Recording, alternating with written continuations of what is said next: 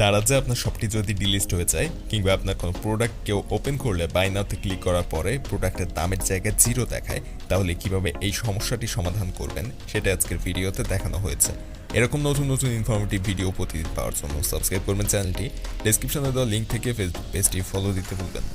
দারাজে আপনার শপটি ডিলিস্ট হলে সেটাকে রিলিস্ট করার জন্য প্রথমে আপনার একটা ফর্মের লিঙ্ক লাগবে এবং এই ফর্মের লিঙ্ক আপনি পাবেন দারাজের যে হেল্প সেন্টার রয়েছে লাইভ চ্যাটে। সেখানে কিভাবে দারাজের সেলার লাইভ চ্যাটে সরাসরি কথা বলতে হয় সে বিষয়ে আমাদের চ্যানেলে ভিডিও আছে। ওই ভিডিওটা দেখে আপনি ফার্স্টে দারাজের লাইভ চ্যাটে চলে আসবেন।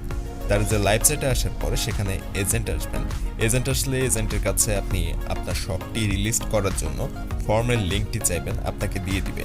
সো সেখানে ক্লিক করার পর আপনি এরকম একটা ফর্ম পেয়ে যাবেন, অর্থাৎ লাইভ চ্যাট থেকে যে লিঙ্কটি দিবে সেটার উপর ক্লিক করার পরে আপনি এরকম একটা ফর্ম পাবেন এবং এই ফর্মটা আপনাকে ফিল আপ করতে হবে। এখানে কিছু প্রশ্ন রয়েছে।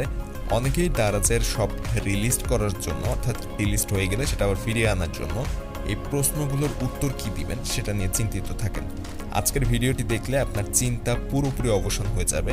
আপনি আজকের ভিডিও দেখে আপনার যে প্রশ্নের উত্তরগুলো আপনি নিজেই দিতে পারবেন। সো ফার্স্টে আপনি দারাজের লাইভ চ্যাট থেকে লিঙ্কটা নেবেন, এটার উপর ক্লিক করবেন। এটার উপর ক্লিক করার পরে আপনাকে এই পেজটাতে নিয়ে আসবে। এই পেজটাতে আসার পর দেখেন এখানে অনেকগুলো প্রশ্ন রয়েছে, একটু নিচে স্ক্রল করে আসবেন। ফার্স্টে আপনাকে ইমেইলটা চেক করে নিতে হবে। অবশ্যই ফর্মটি ফিল আপ করতে হবে আপনার দোকান খোলার যে ইমেল দিয়ে সেটা দিই। সো আপনার ইমেলটা আগে ঠিক আছে কিনা চেক করে নেবেন, অর্থাৎ যে ইমেল দিয়ে আপনি ফর্মটা ফিল আপ করছেন, অর্থাৎ আপনার ওই ব্রাউজারে আপনার দোকান লগ ইন করা যে ইমেল দিয়ে সেই ইমেলটা আগে ব্রাউজারে লগ ইন করে নেবেন গুগলে যে। তারপর এখানে ইমেল অপশানে ইমেল লিখবেন, তারপরে যে ডিলিস্টেড শপের নাম আপনার দোকানের নামটা লিখবেন। এরপর এখানে ডিলিস্টেড সেলার আইডি, এরকম একটা সেলার আইডি রয়েছে আপনার শপ থেকে, সেলার আইডিটি নিয়ে এখানে বসিয়ে দিবেন। এরপরে এখানে মোবাইল নাম্বার দিবেন, আপনার শপে রেজিস্টার করা যে মোবাইল নাম্বার সেটাই অবশ্যই এখানে দিতে হবে। এর পরবর্তী অপশন রয়েছে দেখেন কোন কারণে আপনার শপটি ডিলিস্ট হয়েছে। এটা যদি আপনার জানা থাকে তাহলে এখানে সেটাই দিয়ে দিবেন, না জানা থাকলে লাইভ চ্যাটে জিজ্ঞেস করে নেবেন আপনার শপটি কী কারণে ডিলিস্ট হয়েছে। এটা সিলেক্ট করে দেওয়ার পর নেক্সট অপশনে ক্লিক করবেন। নেক্সট অপশনে ক্লিক করে দেওয়ার পর আপনার সামনে আরেকটি পেজ আসবে এবং এখানে আপনাকে আরও কিছু প্রশ্নের উত্তর দিতে হবে। দেখেন এখানে লেখা রয়েছে, ফার্স্টের প্রশ্নটা হচ্ছে আউট অফ স্টক ক্যান্সেলেশন মানে কি, এটার উত্তর আপনাকে দিতে হবে। আমি দেখিয়ে দেবো প্রতিটার উত্তর কি হবে সেটা দেখিয়ে দিব। তবে আপনি যদি উত্তর জানতে চান তাহলে উত্তর জানার জন্য ক্লিক করুন। এই অপশনে ক্লিক করে আপনার শপটা লগ ইন করে দেন এখান থেকে একটা পেজ দিবে, ওখানে অনেক কিছু লেখা থাকে। ওখান থেকে আপনি সঠিক উত্তর যাচাই করে মানে ওইগুলো পড়ে আপনি উত্তর বুঝতে পারবেন আসলে এটার উত্তর কি।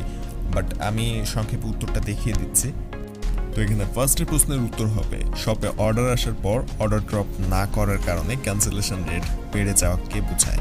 সো এটা আপনি ফার্স্টের অপশনে লিখে দেবেন, বাংলা অথবা বাংলিশ কিংবা ইংরেজি যে কোনো ল্যাঙ্গুয়েজে আপনি লিখতে পারবেন। সেকেন্ড প্রশ্নের উত্তর হবে আপনি কিভাবে out of stock order cancellation এড়াতে পারেন।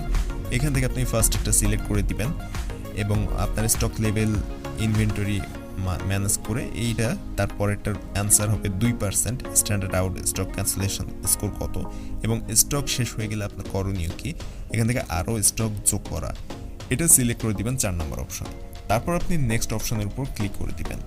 নেক্সট অপশনে ক্লিক করার পর আপনাকে নিয়ে যাবে পরবর্তী পেজে। পরবর্তী পেজে যাওয়ার পর আপনার কাছে আরও কিছু অপশন শো করবে। পরবর্তী পেজে আপনি নেক্সট অপশনে ক্লিক করে যাওয়ার পরে ফার্স্টে আপনাকে দেখাবে সমস্যাটি কেন ঘটেছিল, আপনার কেন এই সমস্যাটি হয়েছিল সেটা লিখে দেবেন। যেমন আমি দিয়েছি ঈদে বাড়িতে যাওয়ার কারণে বা গ্রামে যাওয়ার কারণে আমি প্রোডাক্ট ড্রপ করতে পারিনি। সো এরকমভাবে আপনাদের যে কারণে সমস্যাটি ঘটেছিল সেটা আপনি এখানে লিখে দেবেন। এর পরবর্তী অপশন দেখেন আপনি কিভাবে নিশ্চিত করবেন যে এই সমস্যাটি আবার ঘটবে না। তো এক্ষেত্রেও আপনার ভবিষ্যতে আপনি এরকম সমস্যা আর আপনার শপে হবে না সেটা আপনি কিভাবে নিশ্চিত করবেন সেটা লিখে দেবেন। আমি আমার মতো করে একটা লিখেছি, আপনারা আপনাদের মতো করে একটা এখানে লিখে দেবেন, অথবা আমি যেটা লিখেছি এখানে এটা দেখে এটাও লিখতে পারেন। পরবর্তী অপশনটি রয়েছে 3 স্ট্রাইক পলিসি বলতে কি বোঝায়। এখান থেকে গত 6টি স্কোর কার্ডে 3 বার অস্থায়ী ডিলিস্ট এই অপশনটি সিলেক্ট করে আপনি সাবমিট করে দেবেন এবং সাবমিট করার পরে এখানে ডেট দেখাবে দেখেন, অর্থাৎ 4 থেকে 5 দিন কিংবা 1 সপ্তাহের মধ্যে আপনার শপটি আবার রিলিস্ট করে দিবে। সো এইভাবে খুব সহজে যে কোনো ডিলিস্ট হওয়া শপ দারাজ থেকে আবার রিলিস্ট করা সম্ভব এবং চেষ্টা করবেন যাতে আপনাদের শপটি পরবর্তীতে আর ডিলিস্ট না হয়। আর ভিডিওটি ভালো লাগলে ইনফরমেটিভ মনে হলে অবশ্যই চ্যানেলটি সাবস্ক্রাইব করবেন, ভিডিওতে একটা লাইক দিতে ভুলবেন না।